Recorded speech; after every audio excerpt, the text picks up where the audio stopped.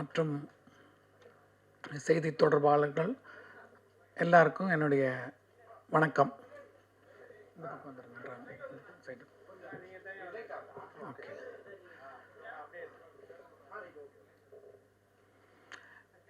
இங்கே நான் உங்ககிட்ட சந்திக்கிறதுக்கு காரணம் உங்களுக்கு என்னங்கிறது ஒரு வீடியோ போட்டேன். இது ஒரு பெரியவர் அவருடைய ஆதங்கத்தை சொல்லியிருக்காரு. இந்த ஆதங்கம் எல்லாருக்குமே இருக்குது. எங்களை மாதிரி புரட்சி தலைவருடைய இரத்தத்தின் இரத்தமான உடன்பிறப்புகளாக இருக்கிற அத்தனை பேருக்குமே அந்த ஒரு ஆதங்கம் இருக்குது. எல்லாரும் ஒத்துமையாக இருக்கணும். தோல்விங்கிறது ஒரு பெரிய விஷயம் கிடையாது. கண்டிப்பாக இப்போது அடுத்த 6 மாதத்தில் முனிசிபல் அந்த மாதிரி எலெக்ஷன்ஸ் வரப்போகுது. அதுக்குள்ளே நம்ம திருப்பி ஃபுல் ஸ்ட்ரெங்த்தில் வரலாம். கேஸாக போட்டு நாளைக்கு ரெட்டையிலே பேன் பண்ணிட்டா திருப்பி அந்த ரெட்டையிலே இல்லாமல் போயிடும். ஏற்கனவே நிறைய தடவை இவர் சொன்ன மாதிரி, பெரியவர் சொன்ன மாதிரி பல முறை கேஸு கோர்ட்டுலாம் போயிருக்கு. அதெல்லாம் தவிர்த்துட்டு தயவு செஞ்சு ஒரு தலைமைன்னு நீங்கள் முடிவு எடுத்து தான் அந்த தேர்தலை சந்தித்தோம். அந்த தேர்தல் சந்தித்த போது நல்ல வாக்கு கண்டிப்பாக என்னமோ ஒரு அலை அடித்தா கூட ஒரு எந்த ஒரு இது இல்லாமல் நம்ம கிட்டத்தட்ட 1.25 கோடிக்கு மேலே எடப்பாடியோ யாரையோ நம்பி ரெட்டையிலைங்கிற ஒரு இதுக்காக போட்டிருக்காங்க. அதனால் எந்த தலைமையை நம்ம ஒத்துக்கிட்டு போனோமோ அந்த தலைமையை நம்ம கண்டினியூ பண்ணால் கண்டிப்பாக ஜனங்களுக்கு ஒரு மாற்றம் தேவைங்கிற போது ஒரு அதிமுகங்கிறது இருக்குங்கிறது ஒரு பலமாக இருக்கும். ரெண்டாவது நம்ம நல்லது செஞ்சால் கண்டிப்பாக வர முடியும். அதை விட்டுட்டு அவசரப்பட்டு ரொம்ப யாருமே கூப்பிடாத போது நீங்களாக போய் அசிங்கப்பட்டு கட்சியும் அசிங்கப்படுத்தி ஒவ்வொருத்தரும், ஏன்னா ஏற்கனவே அம்மா ஜானகி அம்மா ரெட்டப்புறா சேவல் நின்ன போது அம்மா கட்சியை கொடுத்துட்டு திருப்பி எல்லாரும் போய் சேர்ந்த போது ரொம்ப நாள் ஆச்சு அதை ஜெல் ஆகிறதுக்கு. எப்பவுமே ஒரு 2ஆம் பட்சமாகவும் இருந்தது. அதே மாதிரி இவங்க ஜெயலலிதா அம்மா இறந்ததுக்கப்புறம் திருப்பியும் ஒரு பிரச்சனை வந்தபோது ஓபிஎஸ் தனியாக போனார், இவங்க தனியாக போனாங்க. அதெல்லாம் பிரச்சனையாச்சு. அதுக்கப்புறம் ரொம்ப நாள் அந்த இதாகி சரியாச்சு. முடிஞ்ச உடனே ஓபிஎஸ் தன்னுடைய செல்ஃபிஷ்னஸ்க்காக போய் எல்லாரையும் அம்போன்னு விட்டுட்டு அவர் போயிட்டார். அவர் எவ்வளோ முயற்சி பண்ணார், கட்சி ரெட்டையிலே முடக்கணும்னு அவர் எவ்வளோ முயற்சி பண்ணார். அது நடக்கலை. அதுக்காக ஃபுல் அண்ட் ஃபுல் இந்த சிவி சண்முகம் தான் கோர்ட்டு கேஸ் எல்லாம் போய் போராடி எல்லாம் பண்ணார். ஆனால் இன்றைக்கி அவர் சொல்கிறார் எல்லாரையும் ஒத்துமையாக சேர்த்துங்க, எல்லாரையும் சேருங்க. இந்த ரெட்டையில் ஆக்சுவலாக போன தேர்தல்லையே 21 ஏடிஎம்கே நல்ல சீட்டில் வர வேண்டியது. அது முதலமைச்சராக யார் அறிவிக்கிறதே ரொம்ப லேட் பண்ண வச்சது ஓபிஎஸ். அவர் ரொம்ப நியூசன்ஸாக இருந்து பார்ட்டியை ஸ்ப்ளிட் பண்ணணுங்கிறது தான் அவருடைய எண்ணமாக இருந்தது. அது கடைசியில் அதை உண்மைங்கிறதும் நிரூபிச்சுட்டு அவர் போயிட்டார். இப்போ அதே மாதிரி திருப்பி இந்த சிவி சண்முகம் யாருங்கிறவர் இதுக்கு ஃபுல் அண்ட் ஃபுல் இந்த பார்ட்டியை ரெட்டையிலைக்காக போய் கோர்ட்டு கேஸ் எல்லாம் போனாங்க. வேலுமணி எல்லாம் டெல்லிக்கெல்லாம் போனாங்க. இன்றைக்கி அவங்களே திருப்பியும் ரெட்டையிலை முடுக்கினா கண்டிப்பாக ரெட்டையிலைக்கு ஒரு கிடைக்கிறது ரொம்ப கஷ்டம். ஏன்னா இந்த மிந்தி மாதிரி இல்லை, இப்போது ரொம்ப வேறு மாதிரி போயிட்டுருக்கு. அதனால் தயவு செஞ்சு நம்ம 2ஆம் பட்சமாக மாறக்கூடாது. ஏன்னா ஒரு தடவை நம்ம இப்போது தாவேக்காவோ அவங்கள நம்பி நீங்கள் போகிறீங்கன்னா கண்டிப்பாக இந்த எம்எல்ஏ போஸ்டெல்லாம் நிச்சயமாக டிஸ்குவாலிஃபை பண்ணிவிடுவாங்க. பண்ணிட்டா உங்களுக்கு சீட்டு கொடுக்க மாட்டாங்க, தாவேக்கா தான் நிற்பாங்க. அப்போ நீங்கள் ரொம்ப கேவலப்பட்டு போவீங்க.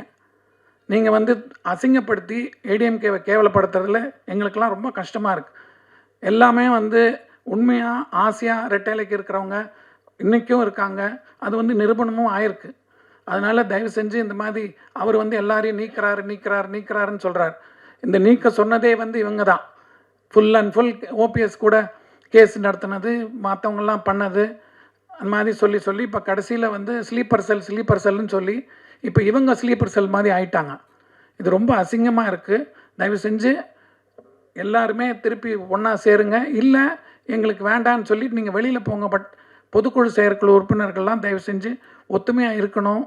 பின்னாடி போகிறீங்கன்னா அவங்களுடைய கிட்ட வேலை செஞ்சவங்களாக இருந்தால் அவங்க போவாங்க.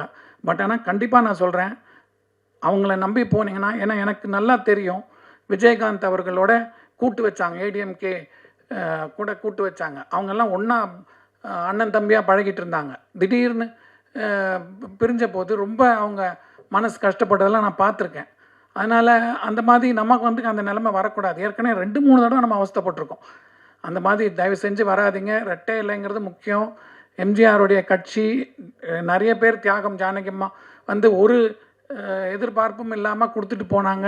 அதுக்கப்புறம் இவர் சொல்கிற மாதிரி 96ல் ஒரு பெரிய தோல்வி வரும்போது எல்லாரும் அப்பவும் செதறி ஓடுனாங்க. இதே வந்து தனியாக ஒரு குரூப் பண்ணாங்க, எல்லாம் பண்ணாங்க, கடைசியில் திரும்பி வந்துட்டாங்க. ஏன்னா வந்து அந்த அம்மாவுக்கு கொஞ்சம் ஆளுமை இருந்தது, அதனால் திருப்பி கொண்டு வர முடிஞ்சுது.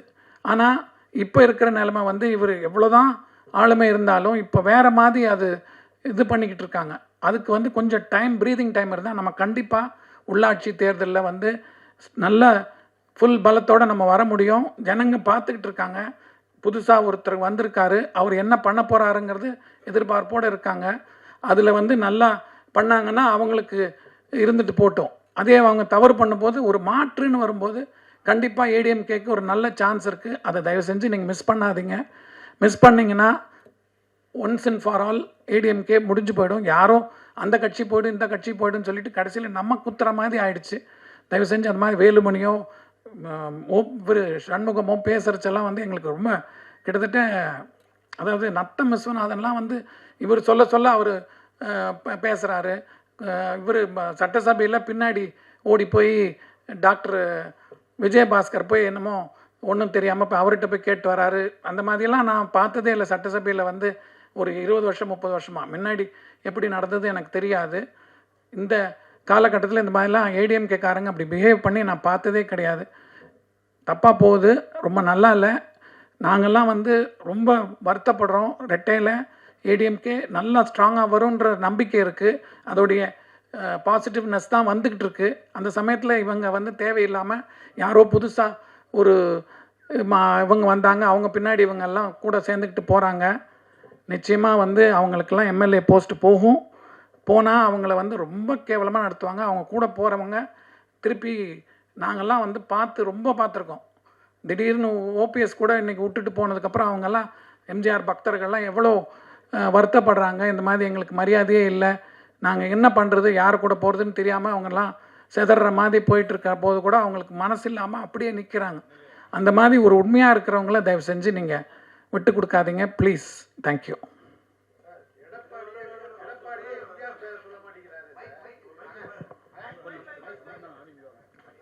சார், இந்த கருத்தை நேராக நீங்கள் முயற்சி பண்ணியிருக்கலாமே சார் பேசுறது. சார், நான் வந்து 20-30 வருஷம் ஜானகியம்மா வந்து ரெட்டை இலையை கொடுத்துட்டு கட்சியை கொடுத்ததுக்கப்புறம் நம்ம வந்து வெளியிலேருந்து நம்ம ஏதாவது நல்ல நாள் பொழுதோ அவங்கக்கிட்ட போய் பார்க்குறது, அந்த ஒரு கட்சி நல்லா இருக்குங்கிற ஒரு சந்தோஷத்தில் தான் நாங்கள்லாம் இருக்கோம். அதனால் எங்களுக்கு வந்து நேராக போய் பேசுகிறதுல வந்து அது அபிப்பிராயம் இல்லை.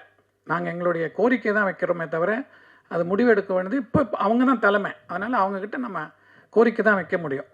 இல்லை சார், எடப்பாடியே எந்த இடத்துலையும் எம்ஜிஆர் பேரையே சொல்ல மாட்டேங்கிறாரு. அவங்க எம்ஜிஆர் பக்தர்களை மதிக்கவே மாட்டேங்கிறாரு. அப்போ எம்ஜிஆர் பேரை சொன்னால் தானே சார் அவருக்கு இன்னமும் ஒரு புகழ் அடையலாம். சார், அது வந்து நீங்கள் வந்து பேசி ஒருத்தர் அவங்கவுங்களுடைய செல்ஃபிஷ்னஸ்க்காக சொல்கிறாங்களே தவிர எம்ஜிஆர் பக்தர்கள் எல்லாம் ஒன்றா தான் இருக்காங்க. அவங்க இருக்காங்க, தொண்டன்லாம் அதிமுகவில் அப்படியே தான் இருக்கான். ஆனால் தலைவர் வந்து அவர் பேரை சொல்லி அவர் பேரை சொன்னால் தானே சார் இன்னும் அதிகமாகும். சார், அவங்க முழுக்க முழுக்க எடப்பாடியார் வந்து ஜெயலலிதா அம்மாவுடைய இதில் தான் வந்திருக்காரு. ஏன்னா அவர் அவங்களுடைய ஆளுமையை தான் பார்த்துருக்காரு. அவங்க இது பண்ணி தான் பண்ணியிருக்காங்க. அவங்க எப்படி போர்ட்ரேட் பண்ணியிருக்காங்களோ அந்த மாதிரி தான் இவரும் பண்ணுறாரு. ஆனால் எம்ஜிஆரை வந்து அவர் மதிக்காமல் இல்லை. ஜானகி அம்மாவுக்கே 100ஆண்டு விழா வந்து ரொம்ப சிறப்பாக எடுத்து பண்ணாங்க. அதனால் அது மாதிரி மதிக்கலைங்கிறதுக்கு மீடியாவில் வந்து எப்பவுமே ஒரு இது பண்ணும்போது தன்னை வந்து அடுத்த லெவலுக்கு போர்ட்ரேட் பண்ணும்போது கொஞ்சம் இதாக தான் இருக்குமே தவிர, பட் உண்மையிலேயே நல்ல பாசத்தோடு தான் எங்கேயாவது ஒரு இதாக நல்ல நாள் பொழுதாக இருந்தால் அவங்கள போய் மீட் பண்ணுறதுக்கோ இல்லை அவங்க ஆசையாக பேசுகிறதுக்கோ ஒரு எம்ஜிஆர் மேலே ஒரு மரியாதை வச்சு தான் இருக்காங்க. சரி சார், இதுக்கு பின்னாடி பிஜேபி இருக்குன்னு நினைக்கிறீங்களா சார்? இது வந்து நம்மளுக்குள்ளே தான் குத்திக்கிறோமே தவிர, நீங்கள் இத்தனை வருஷமாக இவங்க வேலுமணியோ நத்தம் விஸ்வநாதனோ இவங்கெல்லாம் வந்து பெரிய அரசியலில் இருக்காங்க. அவங்களுக்கு தான் மண்டையில் மசாலா வேணுமே தவிர இன்னொருத்தர் மேலே நீங்கள் குறை சொல்கிறதுல ஒன்றுமே கிடையாது.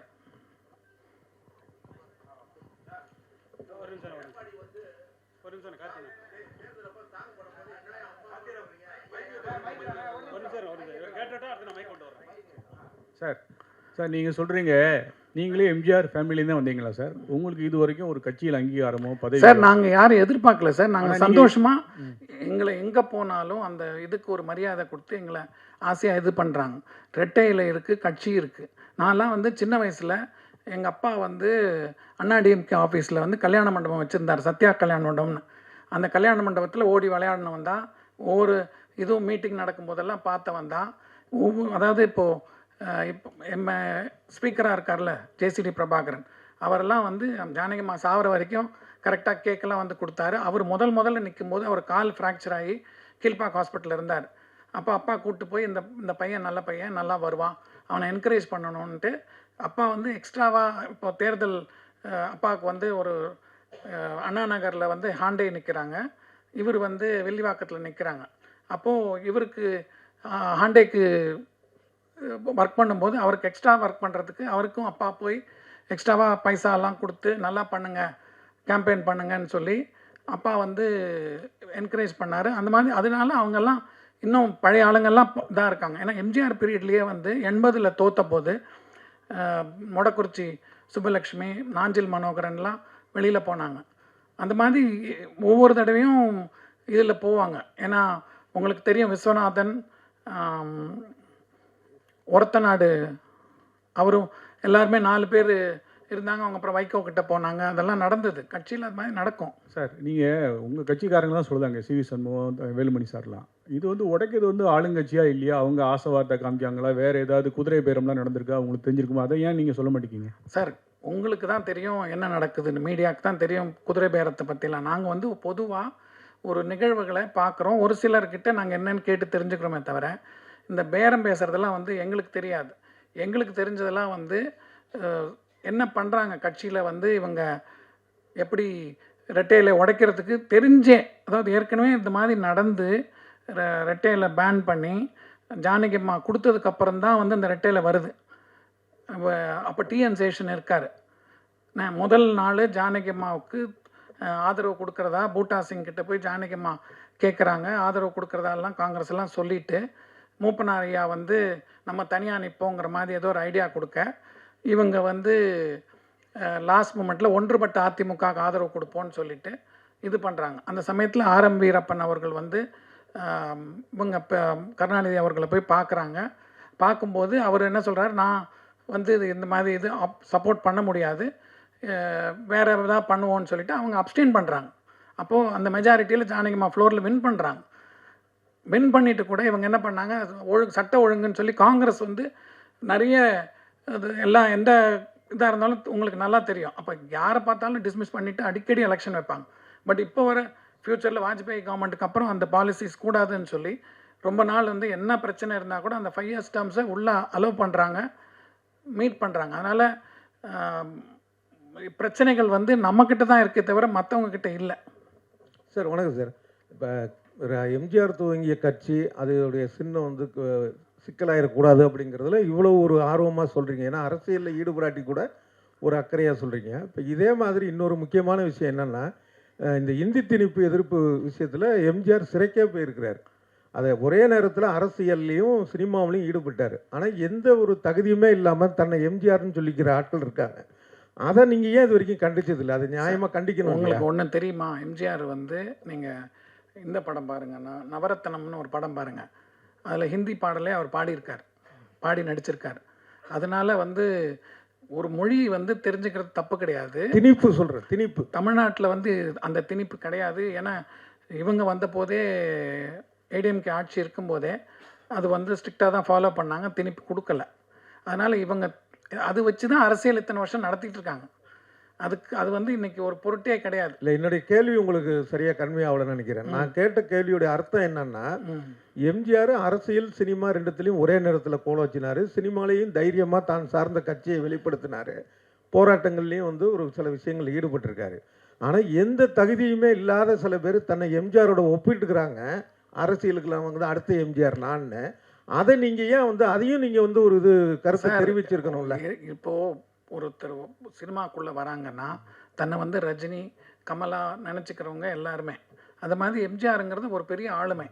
அதனால் எல்லாருக்குமே தன்னை வந்து எம்ஜிஆராக நினைக்கணுங்கிறதா. நீங்கள் பழைய விஷயங்கள் பார்த்துருக்கீங்க. ஏதாவது ஒரு தர்மம் பண்ணால் கூட எம்ஜிஆர் வாழ்கன்னு தான் சொல்லுவாங்க. எம்ஜிஆரை தான் மனசில் ஜனங்க இன்னும் நினச்சிட்ருக்காங்க. அதனால் யார் எம்ஜிஆரை பற்றி சொன்னாலும் அது எம்ஜிஆருக்கு தான் பெருமை. அப்புறம் இன்னொரு விஷயம், இப்போ எம்ஜிஆருடைய இறுதி சடங்கப்ப ஜெயலலிதாவை வந்து அந்த வண்டி வாகனத்துலேருந்து கீழே தள்ளி விட்டாருன்னு ஒரு விஷயம் உங்கள் மேலே உண்டு.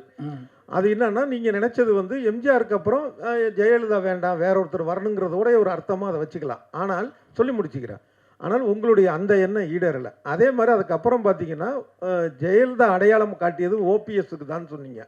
உங்களுடைய அந்த எண்ணமும் நிறைவேறலை. அதாவது நீங்கள் ஒரு நோக்கத்தில் சொல்லியிருக்கலாம், அதை நான் குறை சொல்லலை. ஆனால் தொடர்ந்து உங்களுடைய அந்த ஒரு எதிர்பார்ப்பு எல்லாமே அது எதிர்மறையாக தான் நடந்துட்டு இருக்கு. இப்போ எடப்பாடி பழனிசாமி பக்கம் நிற்கணும், கட்சி ஒற்றுமையாக இருக்கணுங்கிற அர்த்தத்தில் சொல்கிறீங்க. இதுவாவது நடக்குங்கிற ஒரு எண்ணம் இருக்கா உங்களுக்கு? அதாவது நான் வந்து 1967 பிறந்தேன். எனக்கு எம்ஜிஆர் இறந்து போகும்போது வயசு 20. அப்போ வந்து எங்களுக்கெல்லாம் வந்து அவர் கூட வாழ்ந்திருக்கோம். அவர் வந்து எங்களை ஒவ்வொரு நல்ல நாட்களும் எங்கே ஃபங்க்ஷன் போனாலும் எங்களை கூப்பிட்டு போவார். எங்கள் மேலே பாசமாக இருந்தார். எதுவாக இருந்தாலும் அவருக்கு தெரியாமல் எதுவுமே செய்ய மாட்டோம். அவருடைய ஆசையாகவே இருப்போம்.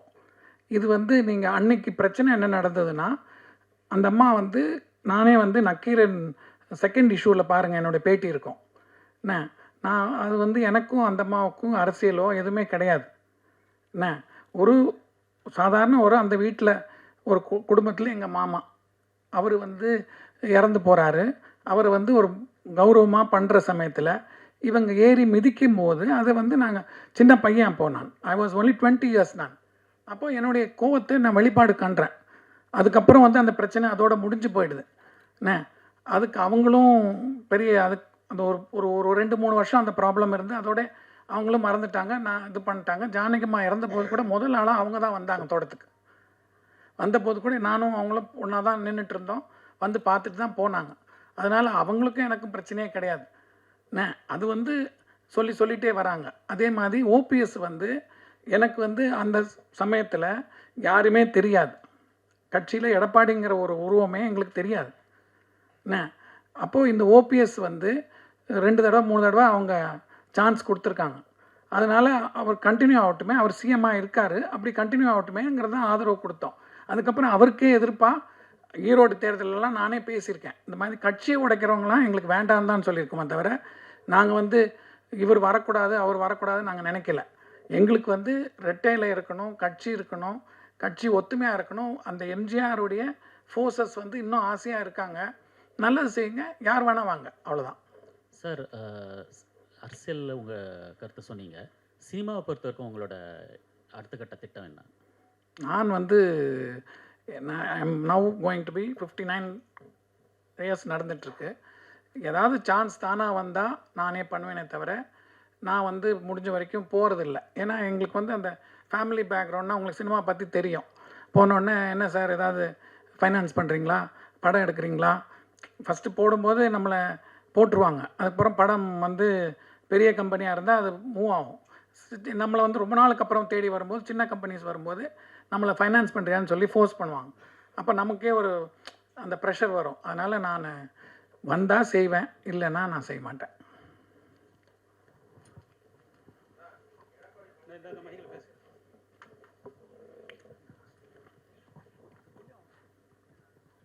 எடப்பாடி பழனிசாமி கட்சியை வந்து லாட்ரியோட அதிபர் மார்ட்டின் ஒய்ஃப்ட்ட அடமான வச்சது மாதிரி தான் 500 கோடி வாங்கிட்டு ஏதோ திருச்சி ஆளே இல்லாத மாதிரி லால்குடியில் கோயம்புத்தூர்லேருந்து கொண்டு ஒரு கேண்டிடேட் நிறுத்தியிருக்காரு. இது அவங்க கட்சியிலே பரவலாக பேசிக்கிட்டு இருக்காங்க. இப்போ இவ்வளோ பிரச்சனை கட்சியில் போய்கிட்டு இருக்கிறதுக்கு அந்த அம்மா தான் காரணன்றாங்க.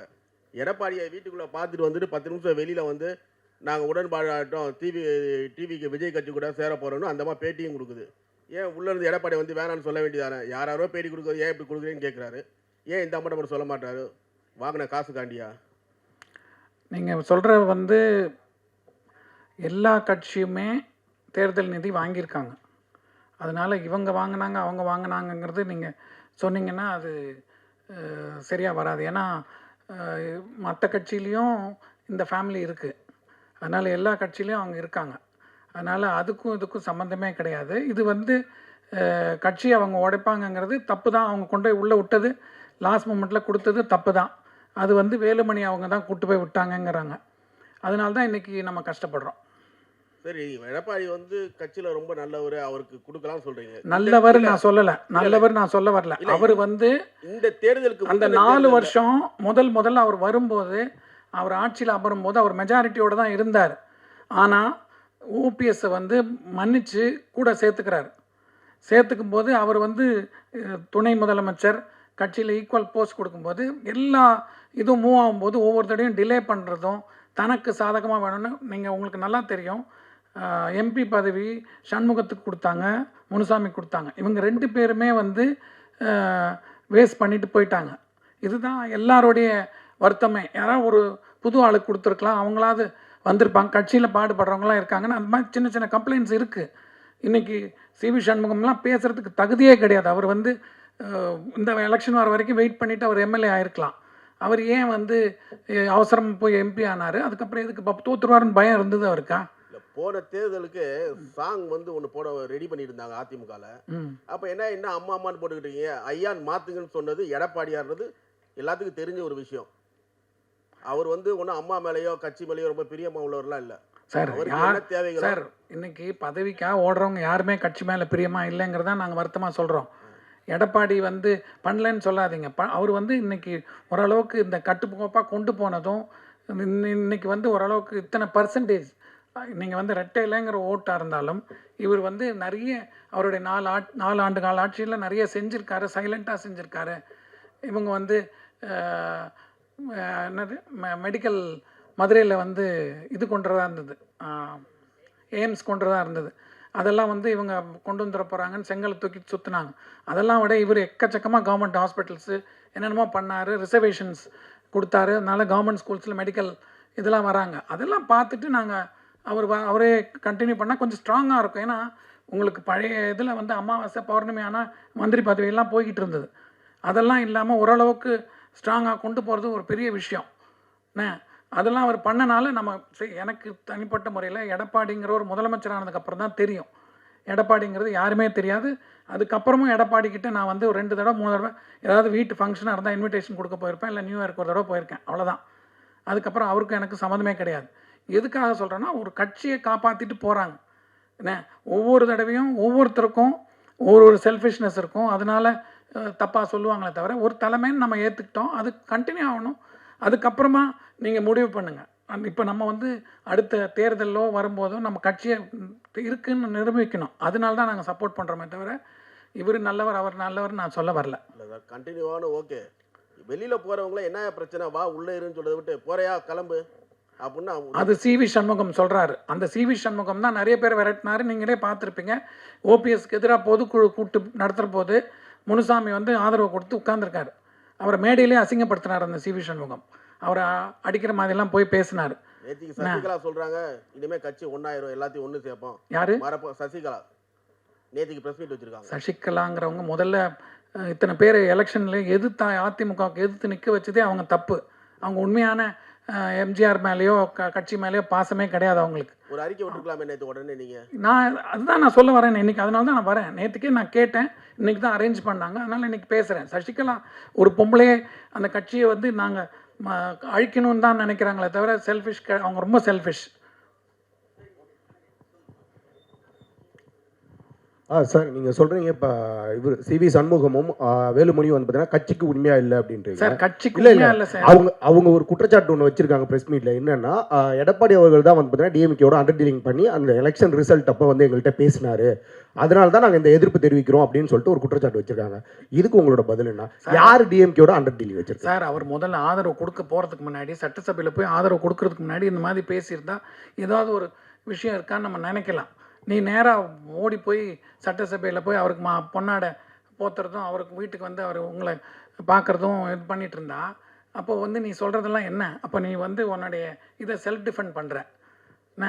அதனால் அவர் முதல்ல அதை சொல்லிவிட்டு அப்புறமா போய் ஆதரவு கொடுத்துருக்கணுமே தவிர நேராக போய் அவர் வீட்டில் இவர் போகிறாரு, இவங்க சொல்கிற மாதிரி என்னென்னமோ போகுது, அதுக்கப்புறம் இவர் போய் பொன்னாடை போத்துறாரு. அதுக்கு பண்ணுறதுக்கு அவர் சொல்கிறதுல என்ன டிஃபென்ஸ் இருக்குது?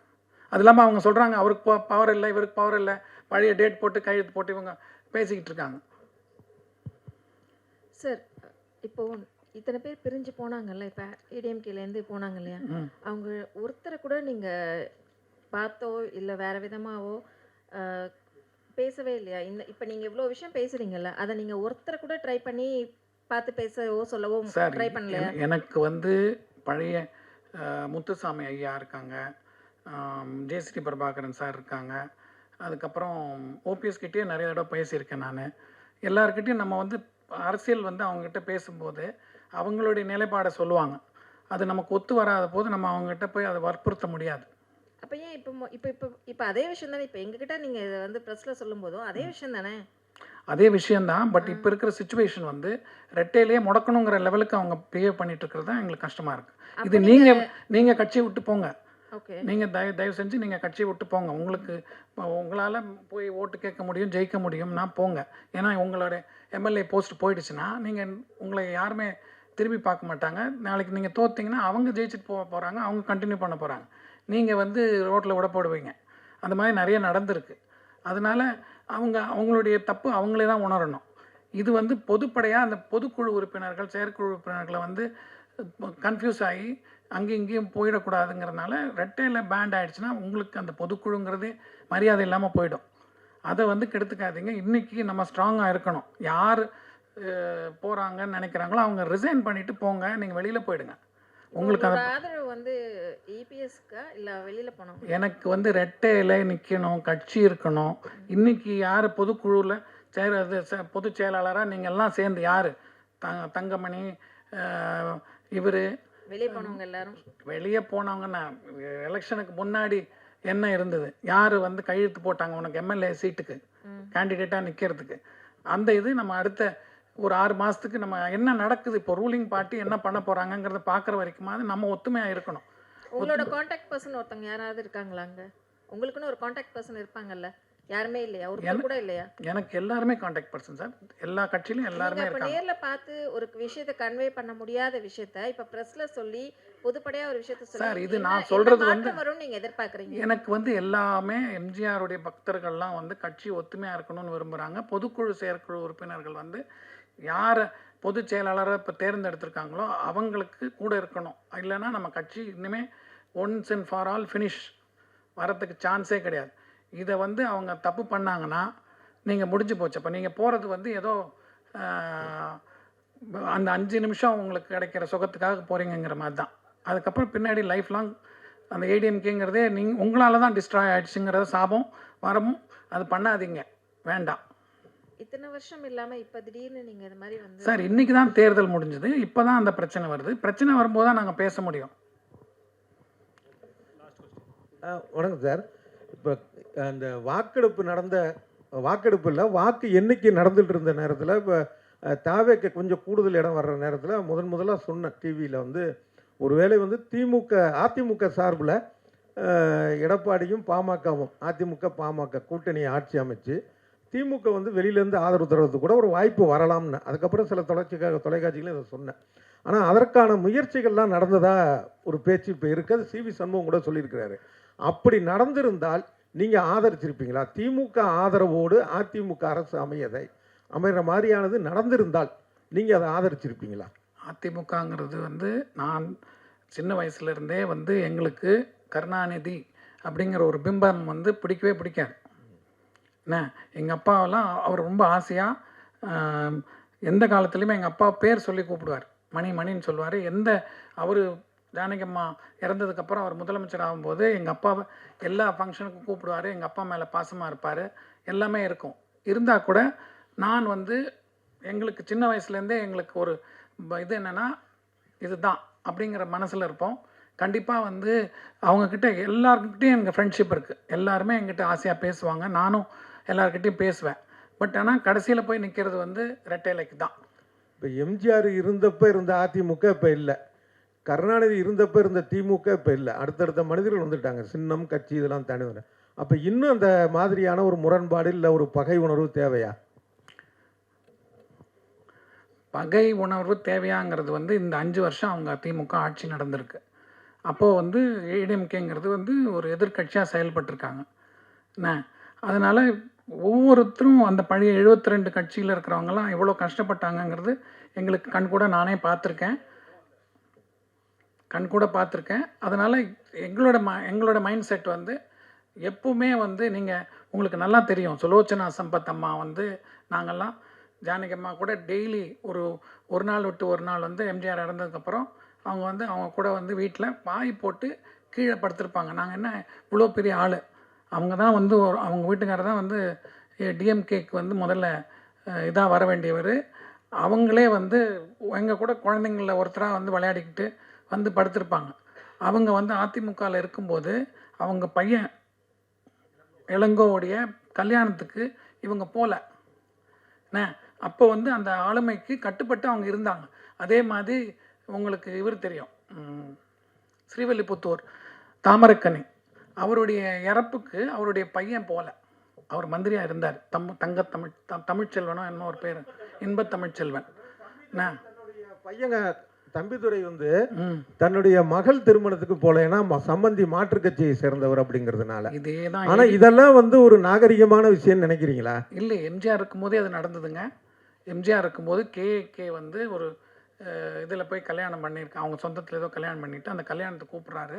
எம்ஜிஆருக்கு அப்போ உடல்நிலை சரியில்லாத நேரம்.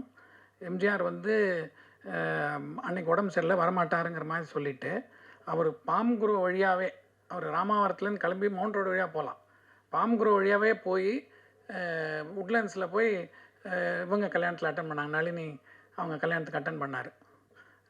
அதனால் வந்து அது அந்த தலைமையோடைய அவங்க இஷ்டம், அது நம்ம ஒன்றும் சொல்ல முடியாது. சார், சிவி சண்முகம் சார் வந்து முதலமைச்சர் ஸ்டாலின் சார் பார்க்கறதுக்கு முன்னாடி ஒரு சோஃபா ஒன்று போச்சு. அது பெருசாக பேசும் பொருளாக தான் எல்லாருமே சொல்கிறாங்க. நானும் உங்களை மாதிரி இல்லை சார், நான் சொல்லிடுறேன். சோஃபா ஒன்று போச்சு.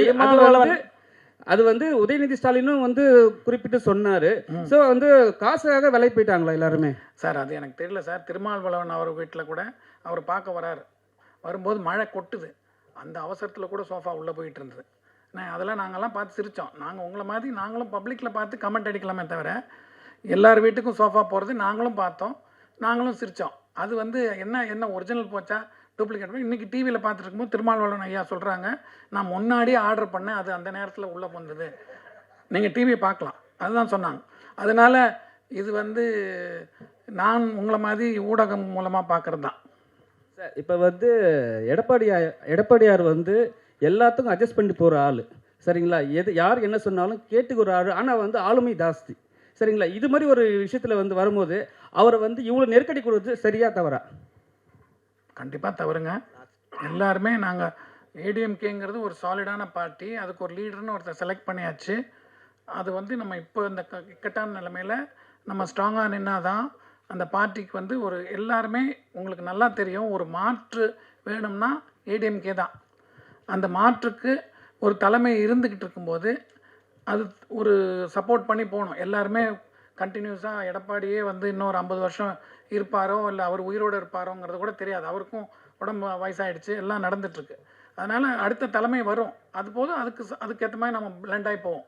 இன்றைக்கி இந்த சுச்சுவேஷனில் கொலாப்ஸ் பண்ணுறதுல நல்லா இல்லைங்கிறதுனால தான் நாங்கள் வரோம். சார், இப்போ வந்து டிவிகேக்கு சப்போர்ட் பண்ணாங்க சிவி சண்முகம், சரிங்களா? இன்னும் 5 வருட காலத்துக்கு பிறகு அதிமுக ஒரு கட்சி இருக்குமா இருக்காதா? ஏன்னா இப்போ வந்து இவங்க டோட்டலாக பிரிஞ்சு போயிட்டாங்கன்னா அடுத்த வந்து சார் அவங்களே ஜெயிக்க மாட்டாங்க சார், அவங்களே காணாமல் போயிடுவாங்க. சிவி சண்முகம்ங்கிறது அவருடைய உண்மை கலர். அவர் எம்பி போஸ்டர் ரிசைன் பண்ணுறாரு, எம்எல்ஏ இது பண்ணுறாரு, அவரே காணாமல் போயிடுவார்.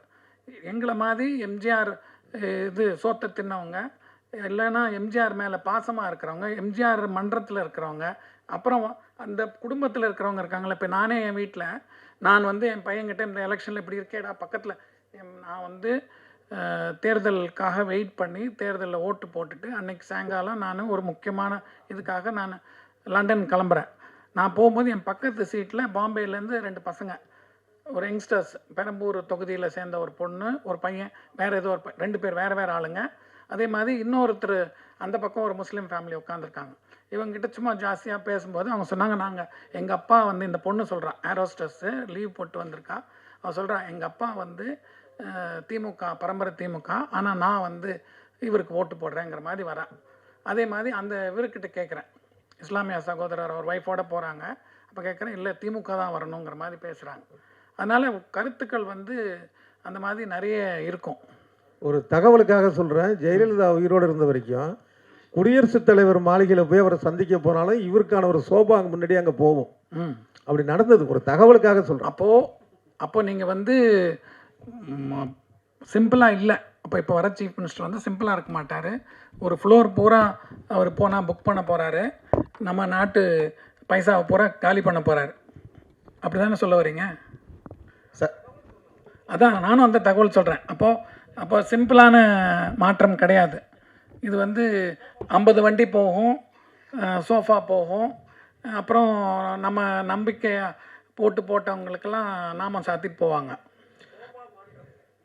சார், இப்போ நீங்கள் சொன்னீங்க சிவி சண்முகம் வேலுமணி இவங்களாம் வெளியில் வந்துட்டாங்க அப்படின்னா கண்டிப்பாக அவங்களுக்கு வேல்யூ இருக்காது அப்படின்னீங்க. இதுவே வந்து போன ஆட்சியில் வந்து பார்த்தீங்கன்னா ஓபிஎஸ் அவர்கள் அதிமுக சார்ந்து ஒரு விஷயம் பதிவிடும் போது எடப்பாடி அவர்கள்லேருந்து எல்லாருமே குரல் கொடுத்தாங்க. அதிமுக சார்ந்து எந்த ஒரு கருத்தும் நீங்கள் பதிவிடக்கூடாது அப்படின்னு சொல்லிட்டு அவங்களுக்கு அகெயின்ஸ்டாக குரல் கொடுத்தாங்க. ஆனால் இன்னைக்கு சட்டசபையில் எடப்பாடி அவர்கள் வந்து பார்த்தீங்கன்னா தாவேக்காவுக்கு வந்து ஆதரவு தெரிவிக்கல. அதே வந்து பார்த்தீங்கன்னா சிவி சண்முகம் வேலுமணி இவங்கெல்லாம் வந்து பார்த்தீங்கன்னா அதே சட்டசபையில் உள்ளே இருந்துக்கிட்டு ஆதரவு தெரிவித்து ஒரு கும்பல் நிற்கிறாங்க. ஆனால் இந்த இடத்துல எந்த ஒரு குரலும் கொடுக்கல எடப்பாடி அவர்கள். அப்போ சிவி சண்முகம் வேலுமணி இவங்களோட செயல்பாடுக்கு பயந்துட்டாரா எடப்பாடி அவர்கள்? சபராகரிக்கம்னு ஒன்று இருக்குது சார்.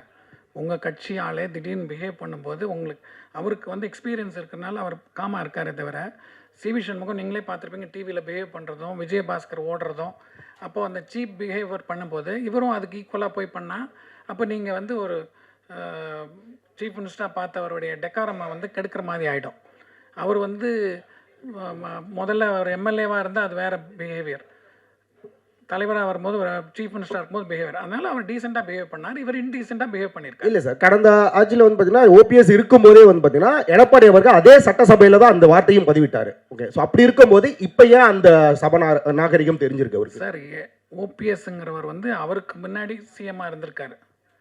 என்ன அவர் வந்து செஞ்ச விஷயங்கள் வந்து ஒரு பொதுக்குழு இது பண்ணியாச்சு, அவர் சிஎம் ஆகிட்டார். அதுக்கப்புறம் நீங்கள் கட்சியை கெடுக்கிறதுக்குனே நீங்கள் பண்ணும்போது அந்த ஒரு இது சொல்கிறாரே தவிர, இன்றைக்கி இருக்கிற சுச்சுவேஷனில் உங்களுக்கு சிவி சண்முகமோட பிஹேவியரை பற்றி தெரியும், அவருடைய நடவடிக்கைகள்லாம் தெரிஞ்சுட்டு அவருக்கு ஈக்குவலாக அவர் வந்து இறங்கி பேச முடியாது. சார் வணக்கம் சார்.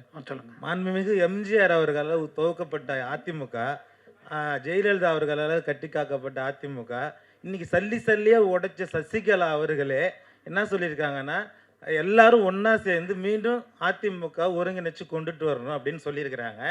அது நடைமுறை சாத்தியமா? நீங்கள் ரெட்டையிலையை வந்து எப்படி காப்பாற்ற போகிறீங்க? இதுக்கப்புறம் உங்களோட நடவடிக்கை என்னவா இருக்கும்? சார், நான் தான் முதல்ல அவர் கேட்கும்போதே சொன்னேன், அவர் கேட்டபோதே சொல்லிட்டேன், சசிகலா வந்து முதல்ல இத்தனை பேர் கேண்டிடேட் நின்று ஓட்டை பிரித்ததே தப்பு.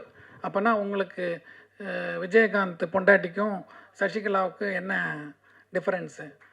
உங்களுக்கு என்ன காசு கிடைக்குதோ, என்ன சீட் கிடைக்குதோ அங்கங்கே ஓடுற மாதிரி போயிட்டு இருந்தாங்கன்னா, அப்போது சசிகலா வந்து ஆப்போசிட்டில் இருக்கிறவனுக்கு நீங்கள் ஆதரவாக செஞ்சீங்கன்னா, அப்போ நீங்கள் என்ன ஒன்றுபட்டது? இப்போது இவரும் சொல்கிறது மாதிரி தானே இருக்குது. சண்முகம் வந்து தொட்டிலும் ஆட்டி விட்டுட்டு புள்ளையும் கிள்ளி விட்டுட்டு அழறது பேசுறதில்ல, என்ன நியாயம் இருக்குன்ற அது மாதிரி இந்த அம்மாவும் ஒதுக்கப்பட்டவங்க, இவங்க வேண்டான்னு முடிவு பண்ணிட்டாங்க. என்ன ஆனானப்பட்ட தினகரனே அவ்வளோ இது இருந்த போது அவர் இப்போது கூட இருக்கார். என்ன சந்தர்ப்ப சூழ்நிலையில் போயிட்டாங்க, அவர் அண்டர்ஸ்டாண்ட் பண்ணிக்கிட்டார், அட்ஜஸ்ட் பண்ணி தானே போனாங்க. அதனால் ஓரளவுக்கு ஒரு ஸ்ட்ரென்த்து கிடச்சதில்ல. அது இந்தம்மா வந்து பேசாமல் இருந்திருந்தால் ஜெயிச்சிருக்கலாமே. அப்புறம் நீங்கள் பேசுனீங்கன்னா அது ஒரு வேலிடு பாயிண்ட்டாக இருக்கும். நீங்கள் எல்லா தப்பும் பண்ணிவிட்டு இப்போது சுச்சுவேஷனில் போய் நான் ரொம்ப பெரிய இது பேசுகிறேங்கிற மாதிரி பேசுனா அது நல்லா இல்லை. Thank you so much.